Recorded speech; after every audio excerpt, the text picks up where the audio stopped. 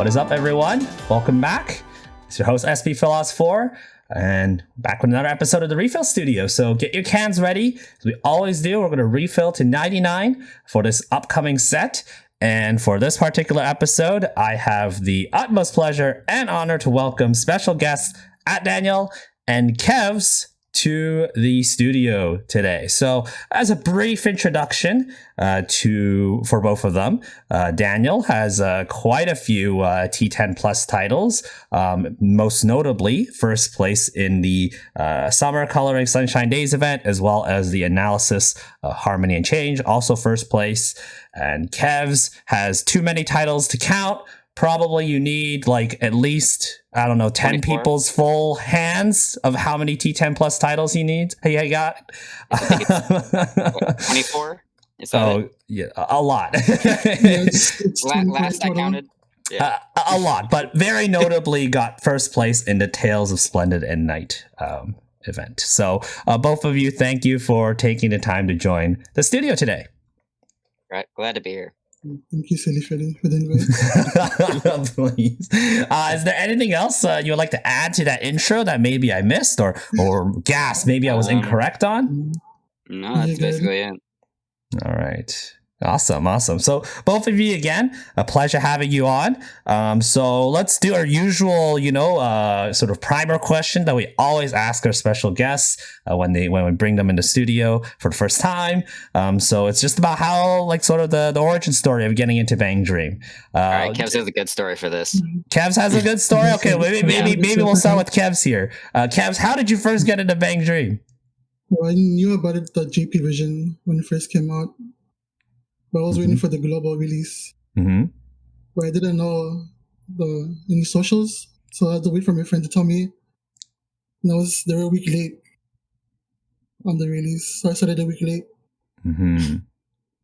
He's just, bro, it's already out. What? So Yeah.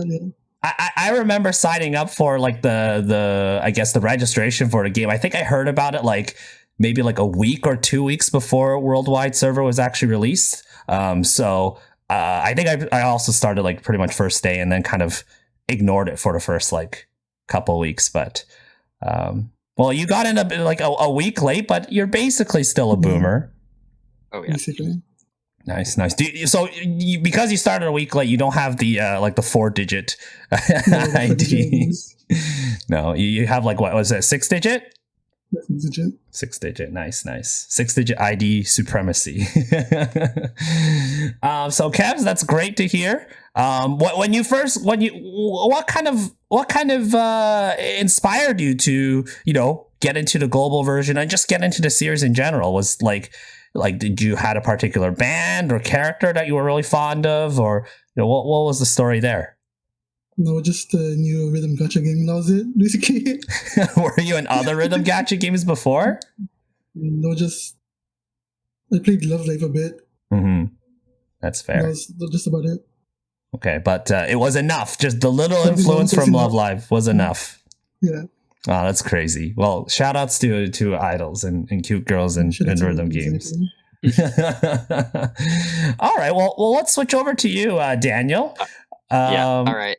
What is your origin story of getting into Bandori? Okay, well, so I was like totally disconnected with like the anime game communities, so I did not know the game existed for a while.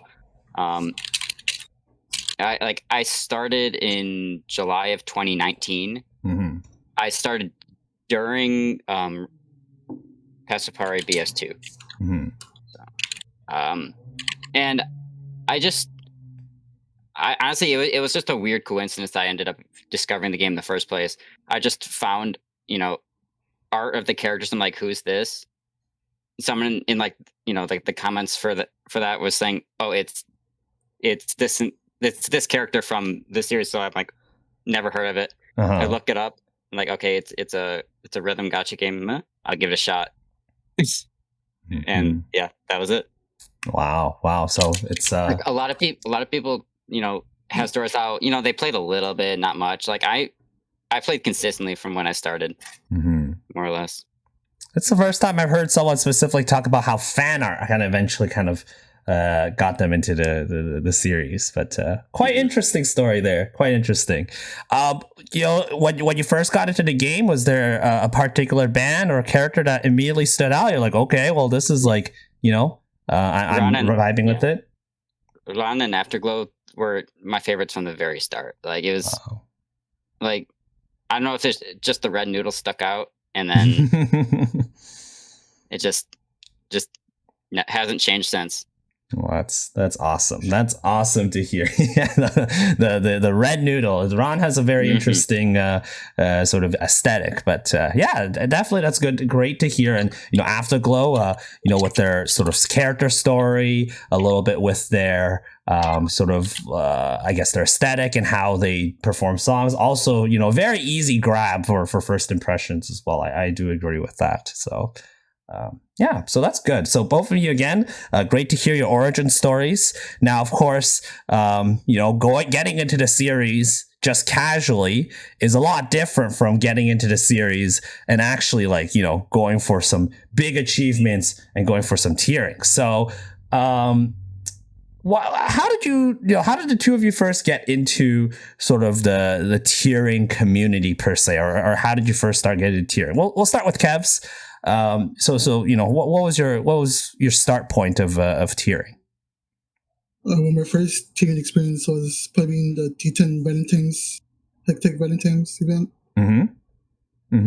So was that like immediately right off the bat, like even before you'd done any sort of like tiering whatsoever? Your first experience was T10? No, I did a few T100s here and there before the actual T10. He has too many, can't remember them. Yeah. Oh boy, that's gonna be a running thing we'll talk about a lot. There's why can't I hold all these titles, Kevs? So what kind of first inspired you to tier? Like, did you find someone in the community that sort of whale influenced you, or you thought, oh, pretty title, this is cool, like I'm gonna check it out? Basically, pretty title, tier this. Some of those T10s are. Okay.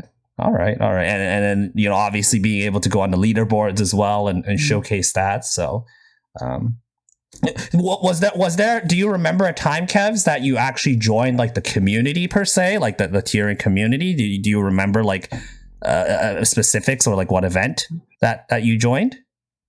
Well, during the Paso Halloween, I was coming to the event. Then Albert, that's when I met Albert. Oh my goodness! And that ruined your life forever. Yeah. I met Albert during Paso Halloween event. That's his history. Oh my goodness! Well, I think eventually we'll need to hear Albert's side of the story. How the Albert episode maybe in the future will be how you ruined Kev's life. He ruined so many of us. Well, what was he also your whale fluence, Daniel? In terms of no? Okay, but how did you get into tiering? All right, so I guess I first attempted T100 for Tied to the Skies Afterglow BS2, but I just wasn't prepared at the time because I had only started not that long ago, so I just didn't have enough resources yet. I gave it a shot and.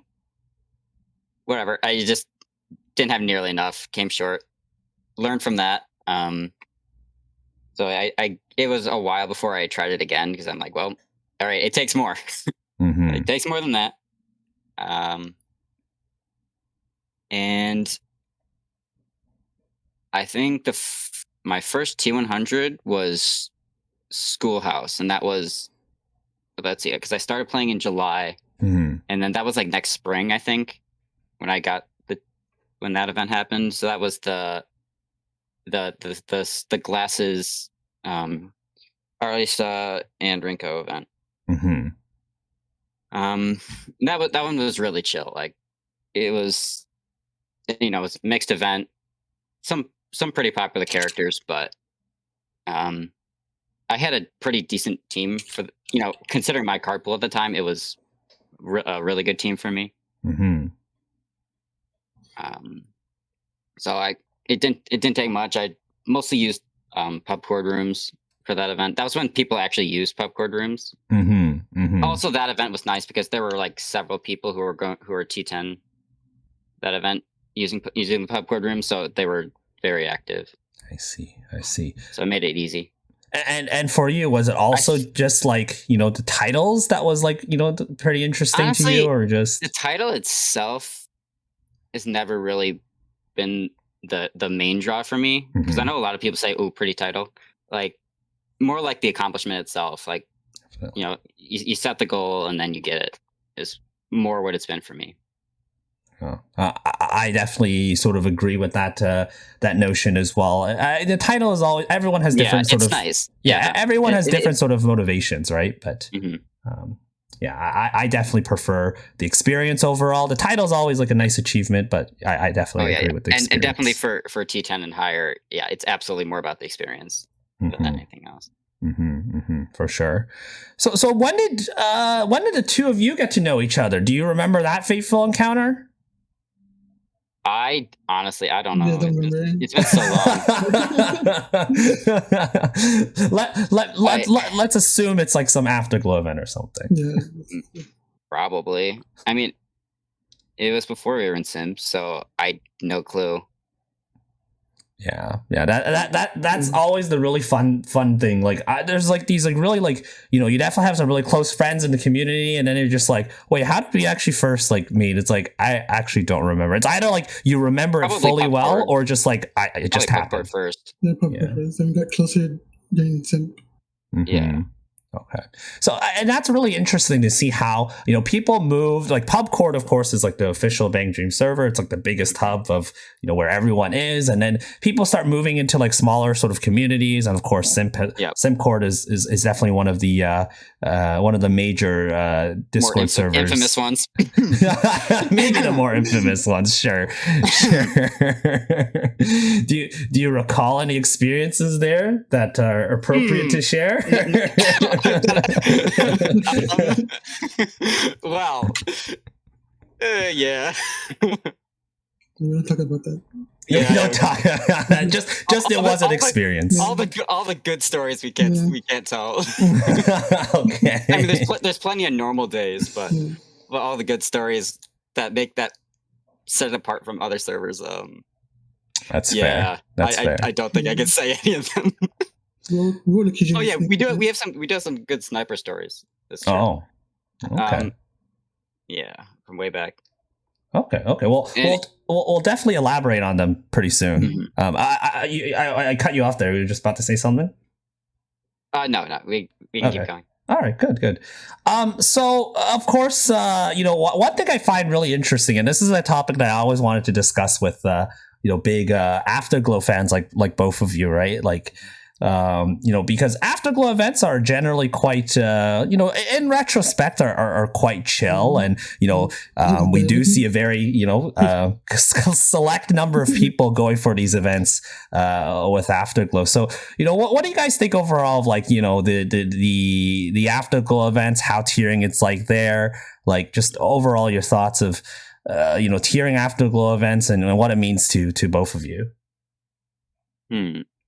Well, I don't know if it's. I'm not really sure what it is that makes them my favorites. I guess. I mean, because like all the bands have friendship, so that doesn't really set them apart. But I don't know. I guess it's just their own flavor of it. Yeah, I'm kind of putting you a little bit on the spot here. Just a little bit on the spot.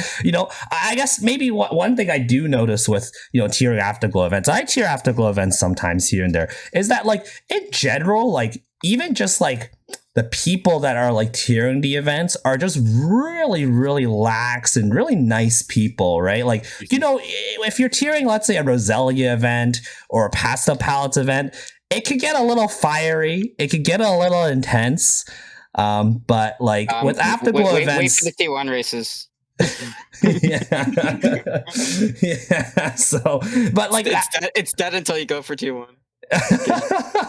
Yeah, that's fair. That's fair. But I think with Afterglow in general, I just find that it just has a nicer like vibe to it. Everyone's just kind of like there having a good time, and that's maybe kind of set by the like people like you two who are just also pretty chill in general and just kind of riding the waves of tiering and just make it a lot of fun. So yeah, I guess that's what I think about. Yeah, for sure. Kevs, what about you? Like, because again, you tier a lot of Afterglow events. Like, well, what do you think about like, Afterglow events in general? What does the band mean to you? Like you said, the events are usually chill. They're my favorite band. Friendship's power. All that stuff. True. That's fair. Yeah. I met most of my friends through Afterglow too. Mm-hmm. Like Frost, Daniel. Mm-hmm. Yeah. It's like really interesting to see. Like, there's like a really tight knit community there with the Afterglow fans. It's like really neat to see. It's really cool to see. Like again with Rosalia, there's just as a contrast, there's just too many people, so it gets a little overwhelming sometimes. Like the servers could get like they all have like a different vibe to it, right? Afterglow definitely has like the most chill vibe with their tiering servers because they usually have their own people. Even if they're not tiering that event, they're at least friends with the people who are tiering that event. So they often. All the the Afterglow event servers, they often have a similar vibe. And then the Rosalia servers, you often have a similar vibe.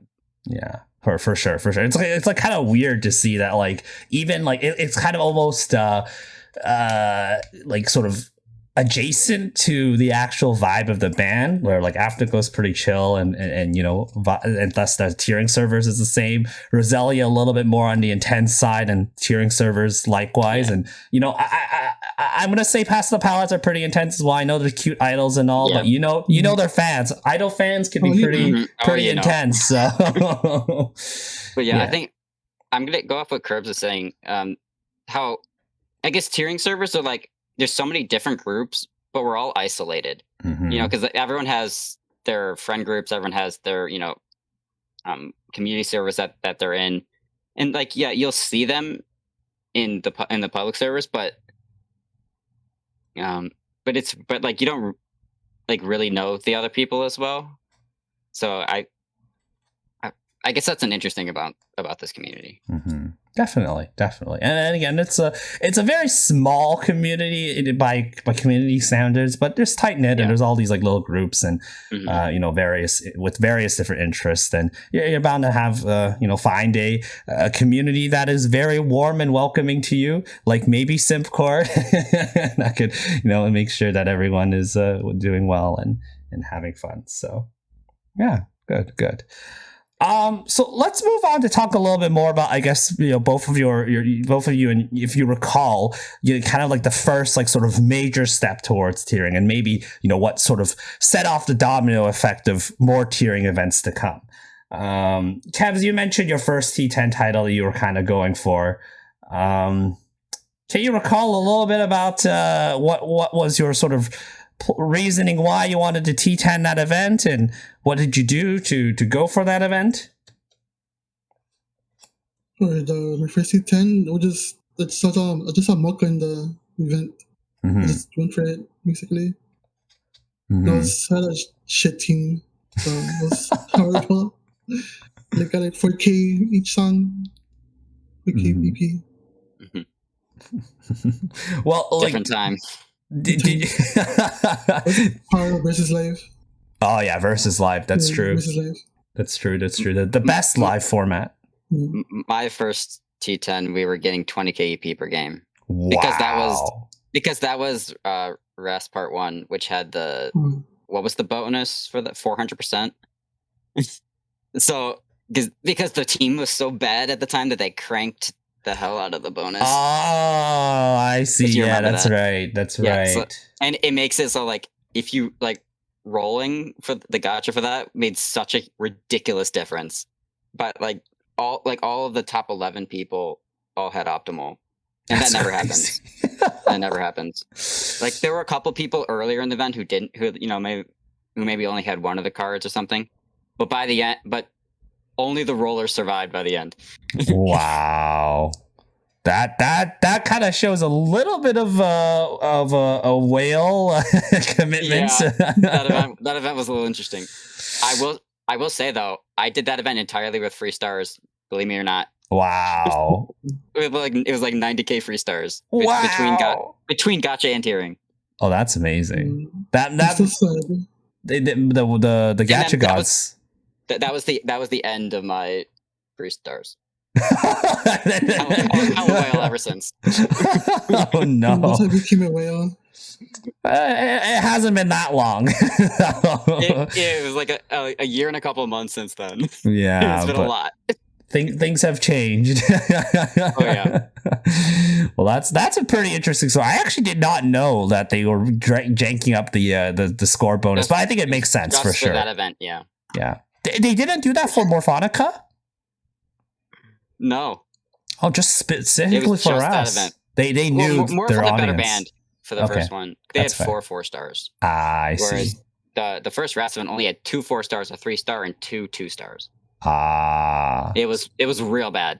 So that was the optimal team, like 2 4s. Yeah. Oh god. Yeah. That was optimal. Everyone was using the 2 2-stars because they were the free ones. Oh boy. And then if you didn't roll, if you didn't even have the 3-star, you were getting probably half the EP.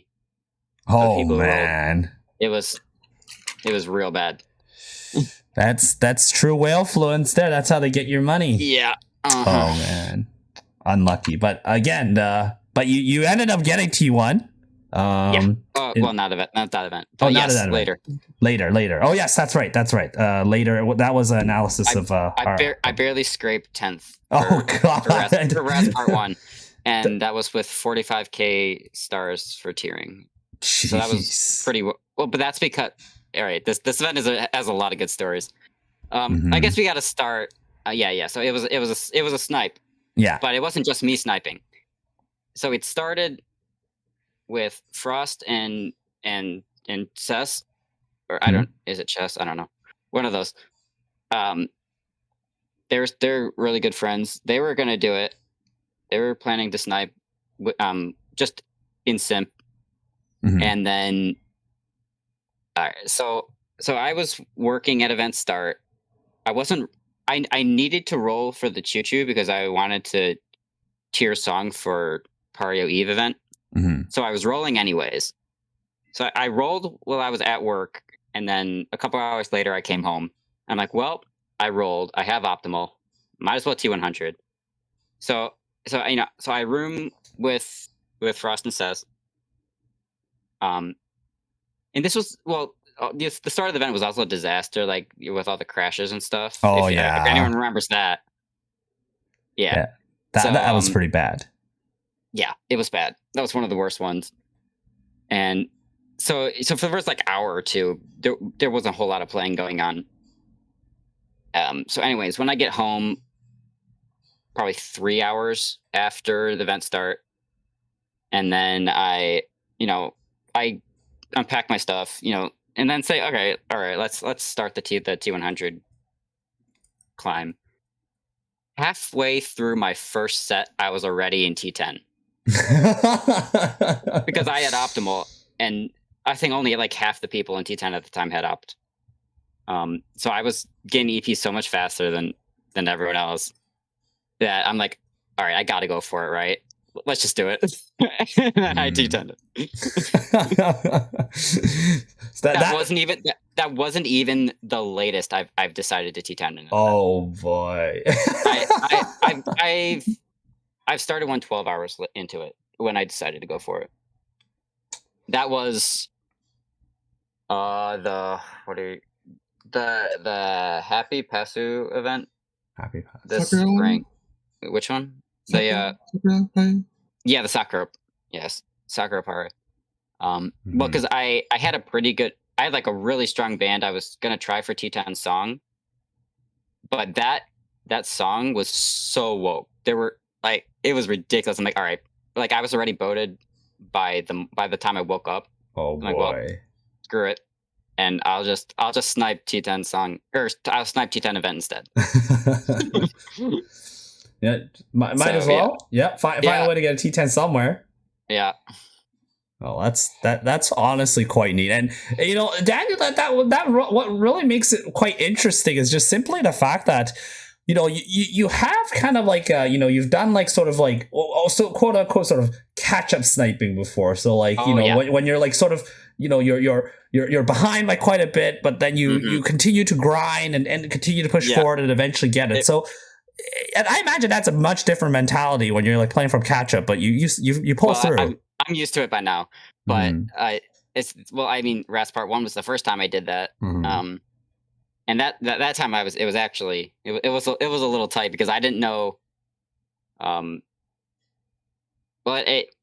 person from the official server, or like the main tiering server, dropped like a couple days into the event. I think they had some issues. And so that made it easier. And so, because I was saying earlier, it was just Frost, Cess, and me. But then Quapsel, no one knew him at the time, but he was pubbing that event, in PubCord.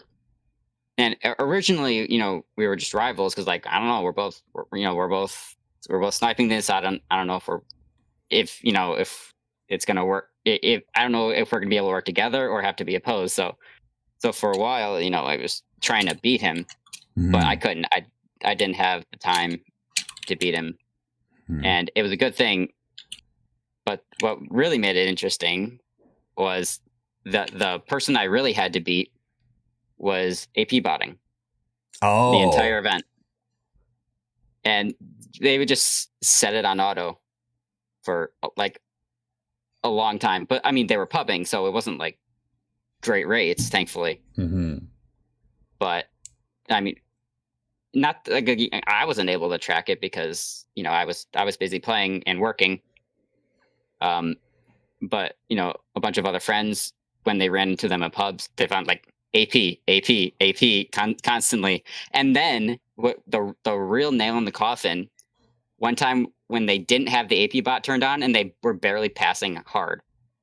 So that was like, if it wasn't obvious enough, that's crazy story. Crazy story. Yeah. Like, so I had to catch up, to beat on the, because I work 12-hour overnight shifts on the weekends. So weekends are when I fall behind usually. And so then I get home Monday morning at like 7 a.m. and then I start playing for like 24 hours after I've already been awake, most of the, almost the whole, most of the day. Oh, and that's always fun. Yeah, fun is the word for it. Just thinking about it just makes me tired. Yeah. So I usually start that grind from like 11th or 12th.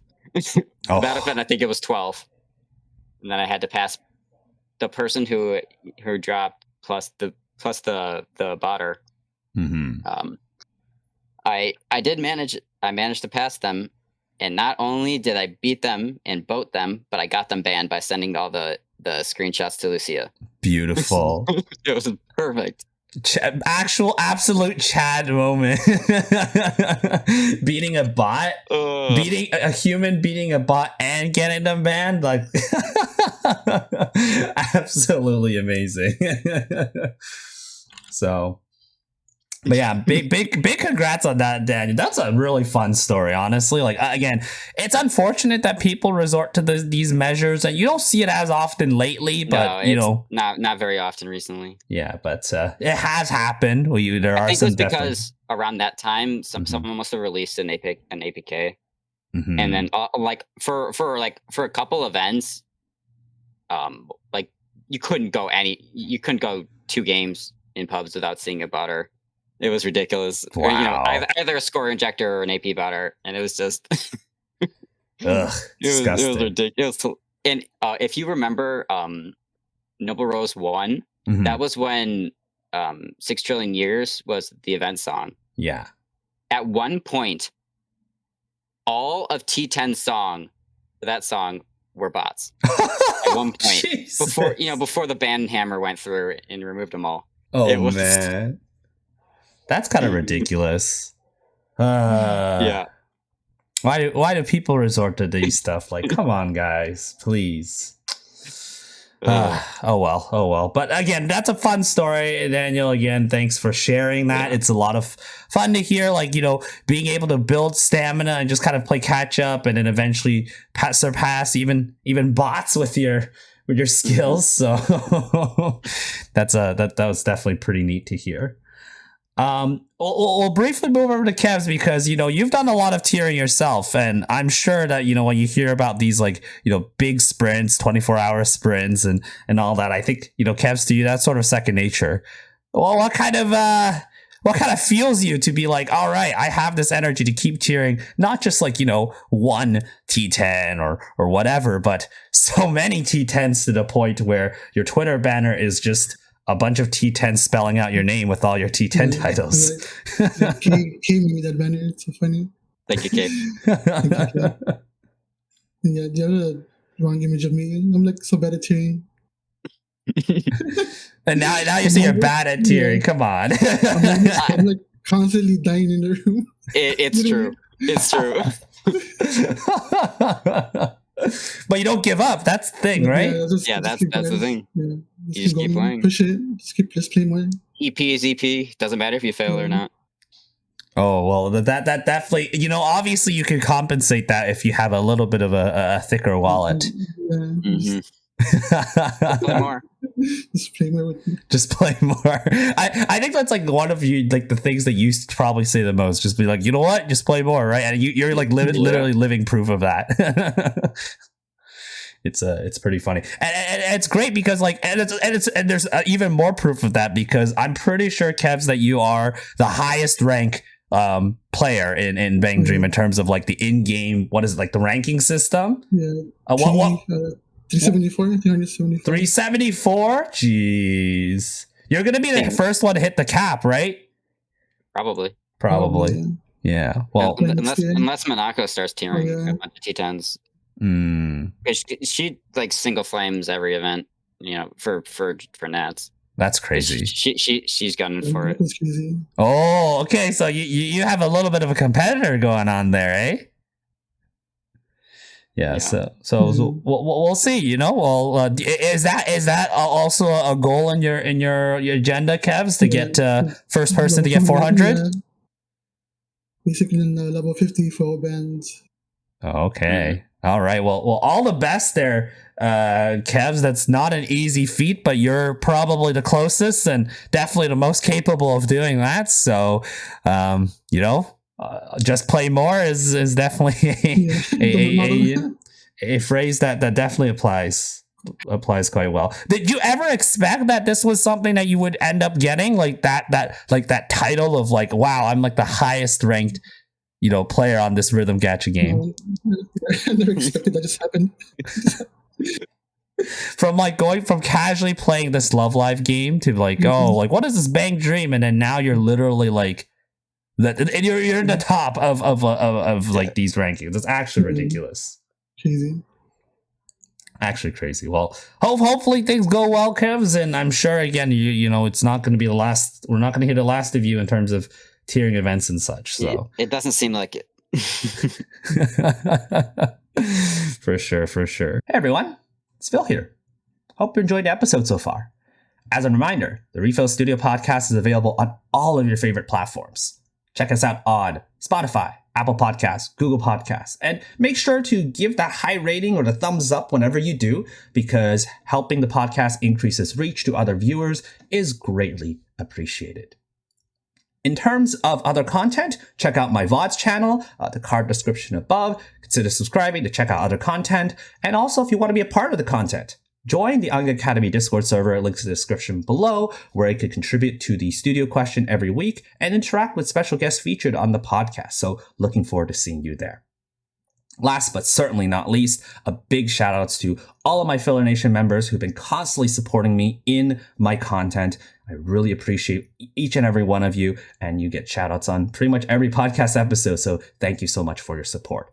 If you really like my content and would like to support me, join the Filler Nation by either subscribing to my Twitch channel or by joining my Patreon. Links in the description below. There's also a new feature. You can give a super thanks through my YouTube, so you could do that as well. Any support is greatly appreciated.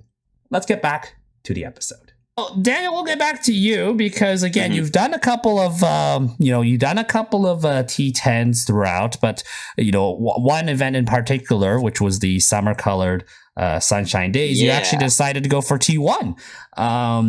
Yes, but here the cool thing is that wasn't the original plan. Oh no, that was originally going to be my first T10. Like when the event was first announced in JP, I'm like, oh yeah, this is it. I mean, I was for like a little while before that. I was like, like I'm looking for an event to T10. I think it's time to look for one. Mm-hmm. And then this one, and then when they announced it, instantly, this is it. I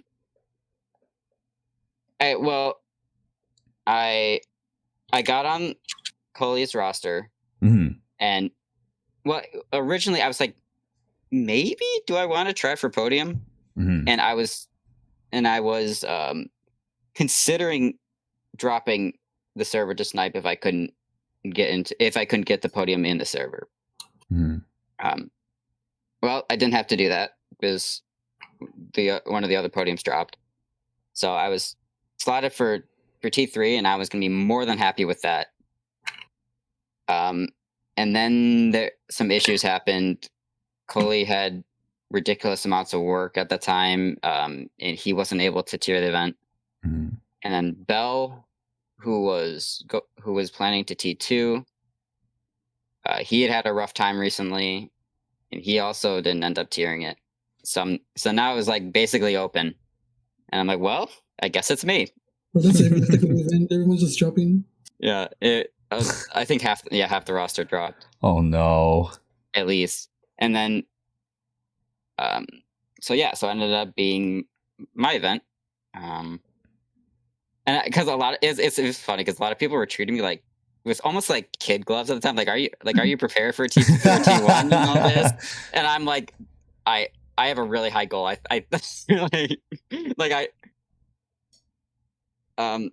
So my goal was to. I didn't realize how crazy it was when I first said it. But then when I did the math, I'm like, oh, this is a lot of hours. Because when I was trying for the 70, well, originally I was gonna go for 69 EP, 69 million, and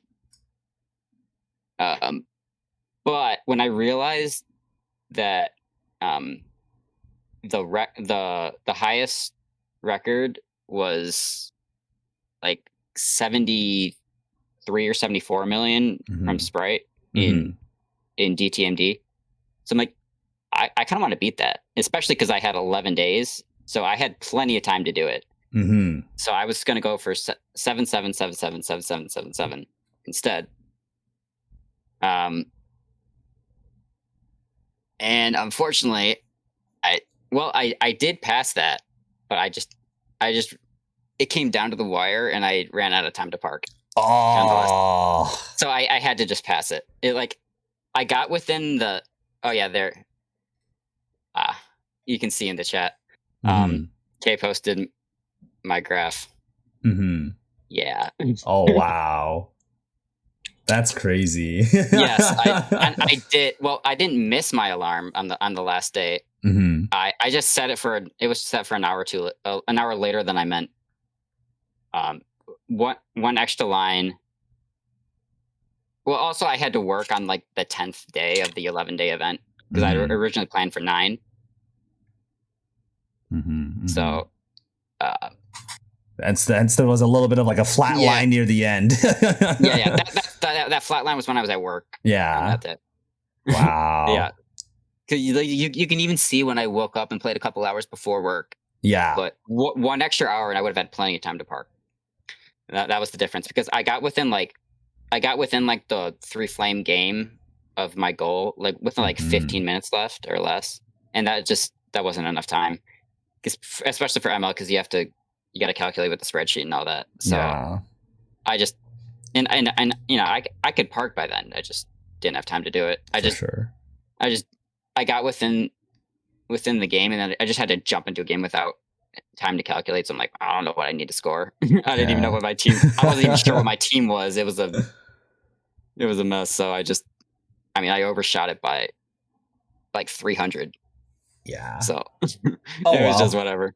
Yeah. I'm going into. I'm like, well, I'd rather overshoot than undershoot. So I just played the song normally. Yeah, that's fair. Yeah, and it's quite, again, it was a long event, a very long event, but that only gave you more motivation to just say, you know what, I'm going to beat the record. So you did it. You did it very well.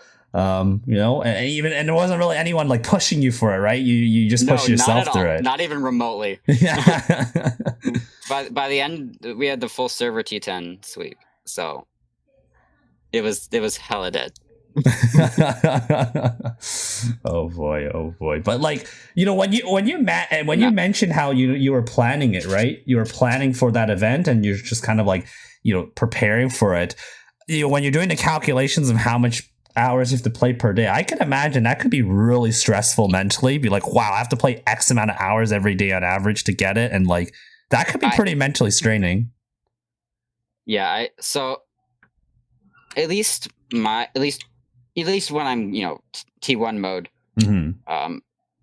because some people set EP goals for their day. Me, I just put in, this is my bedtime. I play until then, and I feel like that takes more pressure off.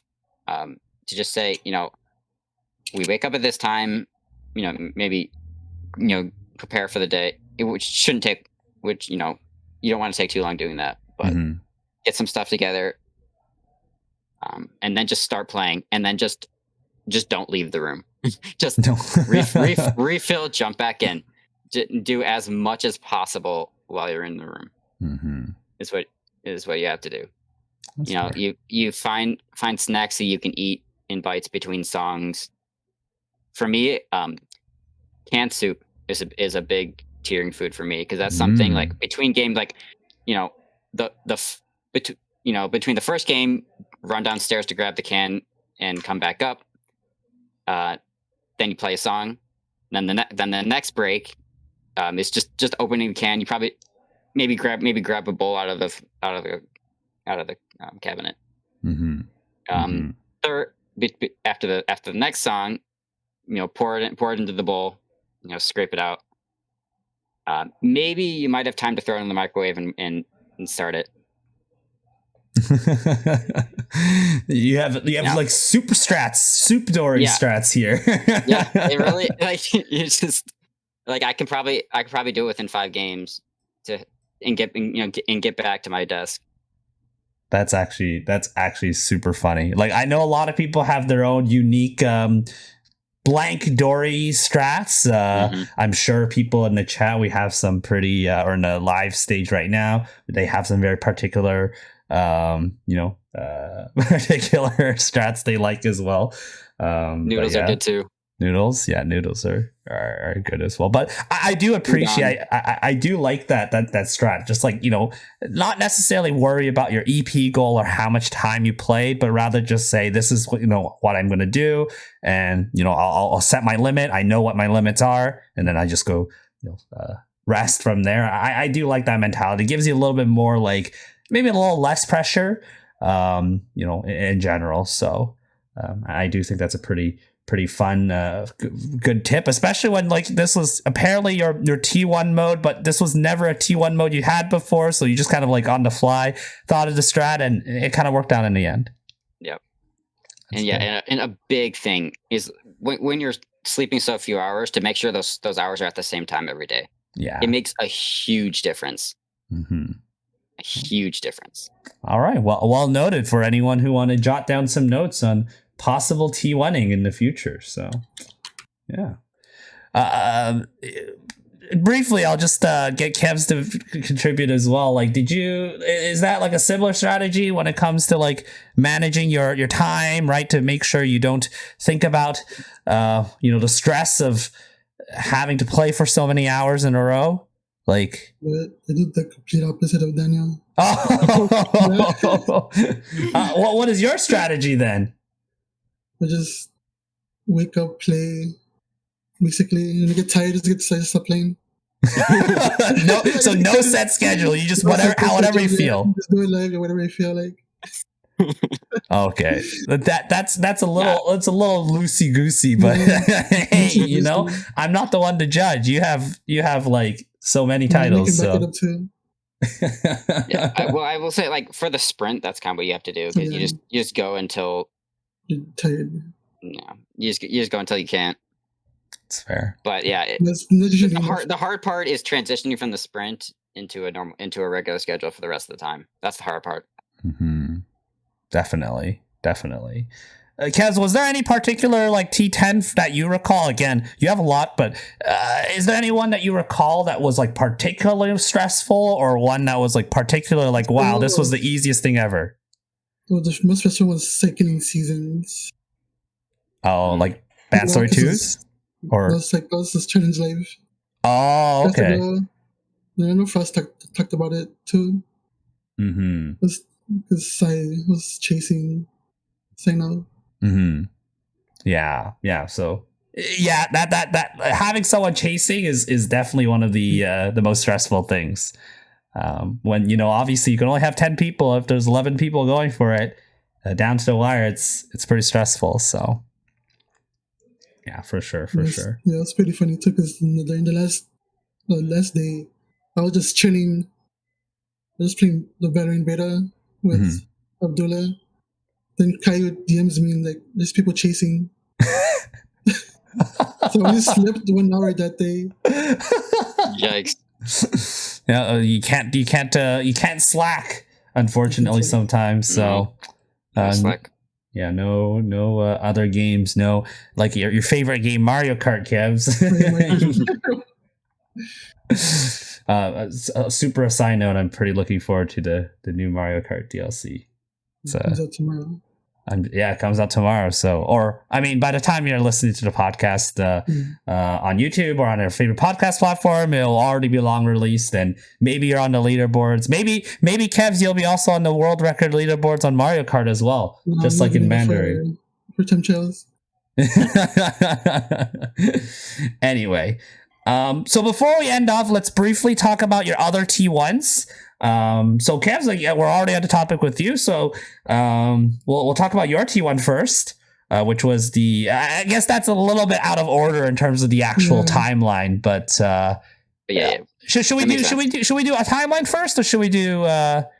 You can do Kevs. Okay, we'll do Kevs first. So Kevs, for the longest time there was a bit of a gag meme that you'll never like get T1. So, or you never thought you wanted to get T1. So, what decided that you actually wanted to get T1 for Tales of Splendid Night? Well, it was Afterglow plus a RAN banner. Mm-hmm. But there was a lot of Afterglow RAN banners. What? Why this one? Was it? Did the pressure from other people just be like, you have to T1? One of us incident. True. So I had to switch to the Splendid one. I see. But you knew you were going to eventually get us the Afterglow RAN T1. Eventually. Did you find that event, getting a T1, any different or any more or less stressful than any of your other achievements in the past? That was the most chillest T1. It was a pretty chill event. Yeah, it was a chill event. Because I T10'd in the server. Okay. I had Daniel with me. Yeah.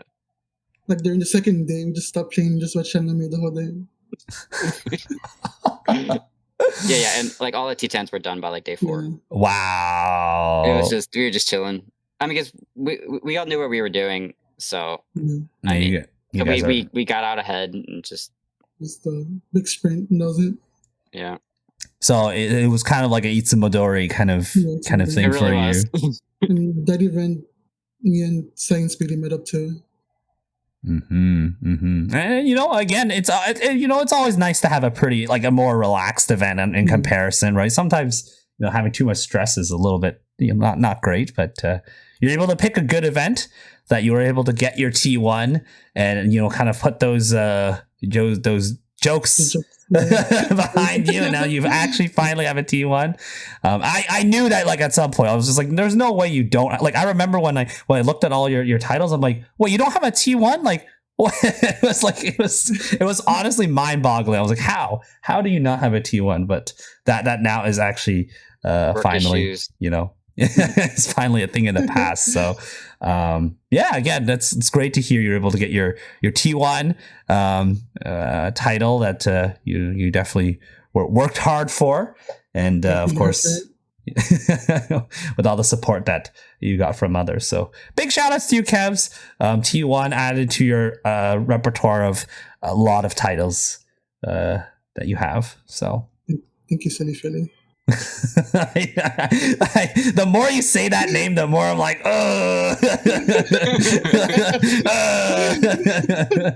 I blame Maddie. Was it Maddie?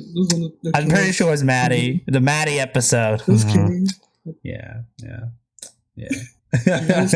Or was it Kay? I don't know. Anyway, it probably was Kay. Anyway, let's move on to Daniel. Let's talk about your fun second T1. So this is a bit different. This is the opposite. Yeah, this one was hella dead. Not that the first one couldn't have been dead, but I did not play very hard for analysis.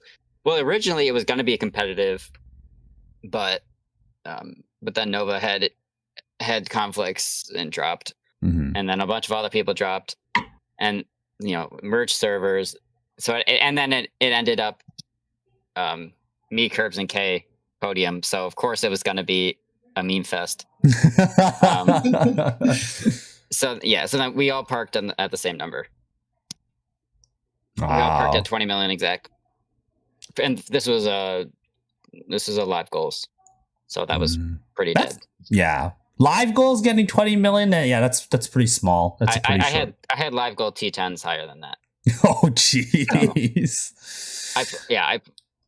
I played. Oh, I remember that.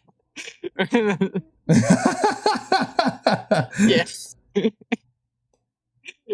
Wait, what? In the chat. I remember. Oh yeah. Okay, you find it. We'll come back to it. Yeah. But yeah, so that event was also funny because I was on vacation when it started. So I was worried because if it was a remotely competitive, I would have been screwed. I would not have made it. Because I started and then I had to fly on the plane back home, and then I had like 2 days of work during that event too. Oh boy. And during those 2 days of work, I didn't play a single game. Like you can see my graph. I played like as much as I could in the first like 2 days or so. And that 2 days of absolutely nothing. I went from first down to 10th.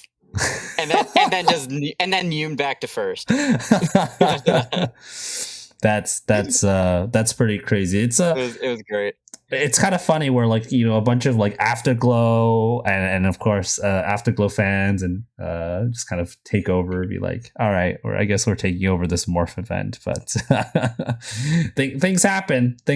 So yeah, so you mentioned there was a brief mention about, I don't know, there were some Instagram spectators thinking that there was some beef, thinking that we they obviously don't. Rip. They I guess they didn't have the context, but you both had the same rank, so honorary T1/T2/T3 together. I think that's like one of the few events that had like pretty like sort of like pretty much people in like the upper rows, like T1, T2, T3, kind of like they're all parked in the same kind of number. I think another one, I believe off the top of my head, it was the recent backstage pass. Was it 4. I think there was like 5 people that all had the same score from 1 to 5.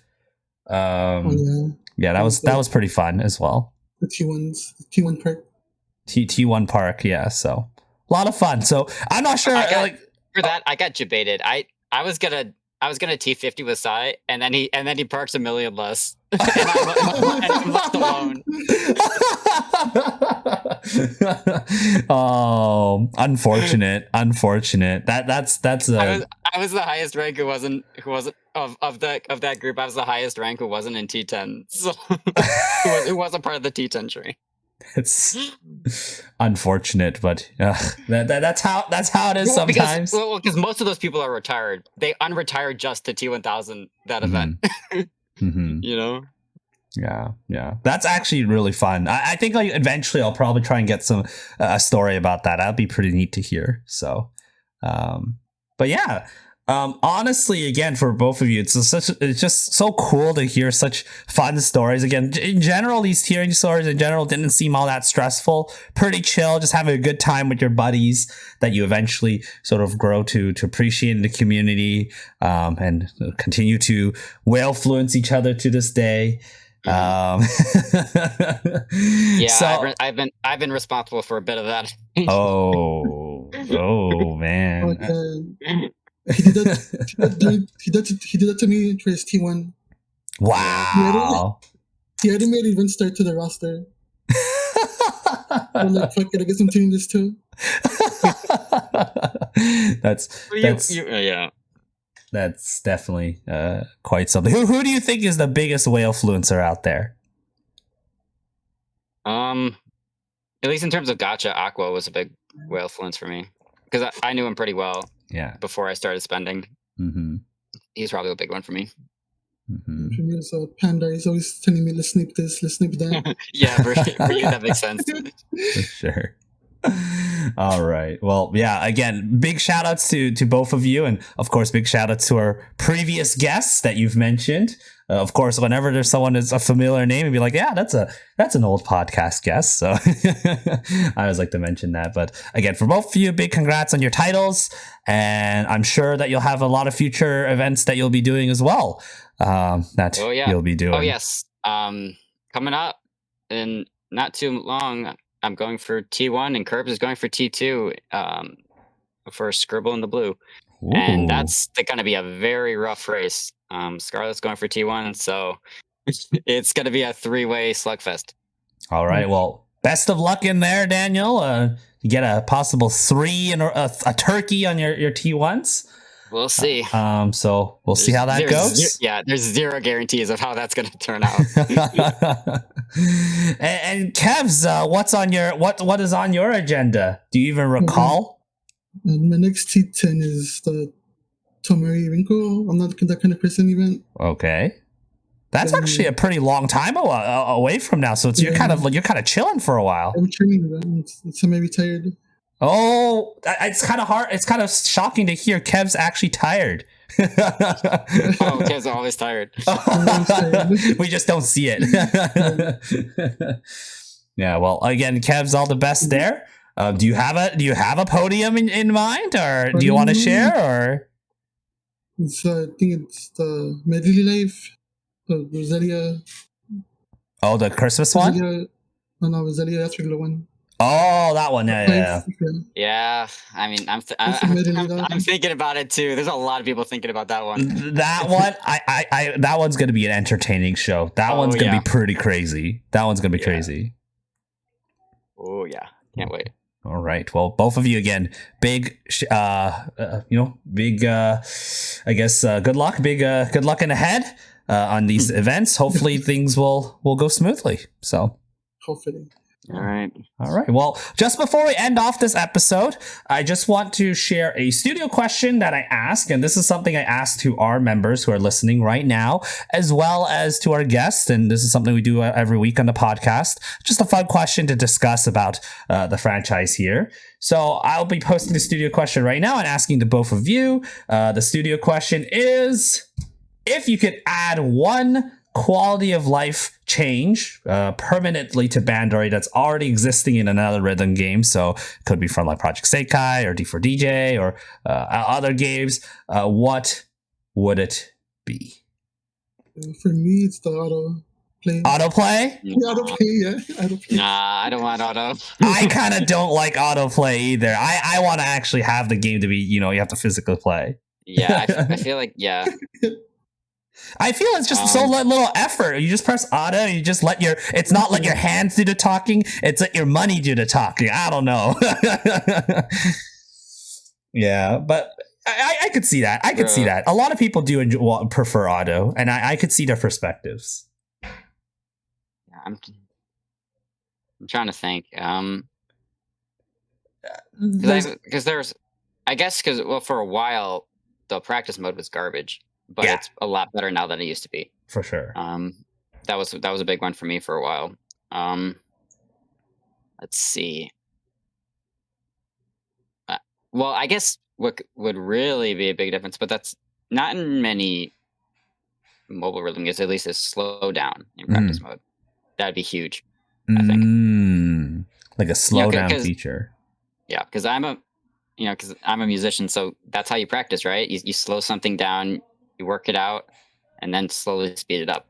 So that's actually a really good quality of life. I never thought about that. A huge difference. As a music, I've played the piano as well, so I think that does make quite a bit of sense for sure. Like I think I would definitely, if that option was there, I think I would have full combo Sets in the Trips special a long time ago. Now we have Hell or Hell 2. It's just, oh man, I'm just gonna not full combo the whole game ever again. So I think that would be a really good quality of life change for sure.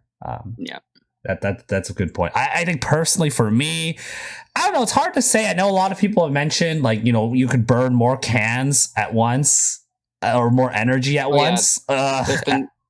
There's the new JP thing where once a day you can burn 10. Yeah. It's a little icky. It's a little icky. Well, I'm not a huge fan. well, it doesn't. It just makes burning your nats easier. It doesn't matter for long term. Yeah, yeah, for sure. I do like the once in one day kind of 10. Yeah, it's not going to make your T1s more expensive. I wonder if there's like if people would be entertained of like the idea of like a skip ticket, where like you could use a ticket for a certain amount of like maybe a limited amount of skip tickets per day, where you could just automatically just play the song, like you just immediately go to the title screen and grab points, and you could do a limited amount of time per day. Just be an interesting way to balance that. Yeah. But yeah, again, that's a game that's happened in like Toho Danmaku Kagura as an example. Again, it could be there's some pros and cons to that. In terms of like more fun things, I think just being able to like this is grabbing from Project Sekai, just having like a character sort of specific character rank kind of thing, where you could like upgrade your character rank and get them more achievements and titles from there. I think just kind of add a little bit of personality to the characters. I think that's just more of a fun thing. But yeah, that'd be really nice. Yeah, but unfortunately, Bandori is a little bit. They're only catching up. They're 5.5 year game right now. They're finally starting to catch up to like modern times. Bushi, just a small indie company. They can't do better. Yeah, slightly catching up with all the other things, but they're working on it. They're working on it. But yeah, so again, for those who are listening to the podcast right now, feel free to share your comments or your ideas of this question below. But that's it, guys. Thank you for taking the time to join the RePHIL studio today. It was a great pleasure having both of you on. I just want to ask, is there any last words or any last shout outs you want to give to the people who are listening? Shout out to my friends. Yeah, shout out to all of them. And if anyone was curious how much Summer Glow cost me, it was 133k stars for tiering. If anyone was curious. So if you want to beat records, you need at least that much and a little bit more. But also you need time in your favor, and Bushiroad's not giving you time anymore. Yeah, no. So that record might stay. That record might stay. We have some world record holders here. Pastry could have beaten it in Spector? Yeah, he could have beaten it. He stopped on like with a day or so left, but he could have beaten it. I think that's probably like now the closest thing we could get to it. Yeah. But unless if of course ENdori messes up, which is not out of the realm of possibility. But Pastry was on pace to beat it. So we have some people who are like very determined to beat it. So we'll see. we'll see about that. But I think for the time being, we have, again, for both of you, we have some pretty solid records that might be holding up for quite a while. So I think it's pretty nice to have both of you on. Just at the same time, you're like, wow, these are like some pretty special, amazing people. So you're special, Phil. Aw, don't say that. Thank you. No one does what you do. Yeah, I guess no one does it and do what I do. So yeah, that is true. That's true for sure. Kevs, do you have any last? Oh, you already mentioned your last words. Anything else? No, that's it, bro. All right. Awesome. Well, for both of you, again, great pleasure having you on the studio, and thank you again for taking the time to join. So that is it for today in our RePHIL Studio episode. Of course, remember to get your cans ready on the next set when we refill for the next set and our next special guest. But until then, remember to check out on the RePHIL Studio podcast on all of your favorite podcast platforms: YouTube, Spotify, Google Podcasts, Apple Podcasts. And of course, feel free to join the Anga Academy Discord server, where you could interact with special guests, like you see here, and of course, contribute to the live discussion as well. So links all in the description. Don't forget to sub to Twitch.